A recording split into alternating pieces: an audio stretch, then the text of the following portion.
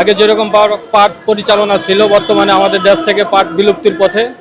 তো বিলুপ্তির পথে হওয়ার কারণে আমি সরকার, প্রশাসন, জনগণকে আমি দৃষ্টি আকর্ষণ করছি, আসুন আমরা সবাই মিলে একসাথে পলিথিন বর্জন করি, পাটের পণ্য ব্যবহার করি। বিশ্ব চিনেছে বাংলাদেশের নাম সোনালী আঁশ পাট দিয়ে। তো আমাদের পাটের দেশ, সেই ক্ষেত্রে আমি সকলকে আহ্বান করি, আসেন আমরা সবাই পাটের পণ্য ব্যবহার করি। বাংলাদেশের সোনালী আঁশ খ্যাত পাট, এটি দিয়ে 279টি পণ্য অলরেডি ব্যবহৃত হচ্ছে এবং প্রস্তুত করা হয়েছে। যেমন আমরা একটা পোশাক করেছি, এটা আমরা নিজস্বভাবে আগে কেউ পরে না। এটার অর্থ এই যে এই পাট দিয়ে, সুতা দিয়ে, টেক্সটাইলে যেরকম তুলা দিয়ে কাপড় তৈরি করা হয়, এবং উন্নত মানের সাধারণ ফেব্রিক্সের মতো পাট দিয়ে কাপড় তৈরি করা যায়। যেমন গাড়ির সিট, বাসাবাড়ির পর্দা, মশারি, এই তুষকের কাপড়, লেপের কাপড় সহ ইত্যাদি যত ধরনের গৃহস্থালী জিনিস আছে, পর্দার কাপড় সহ এগুলি করা যায়।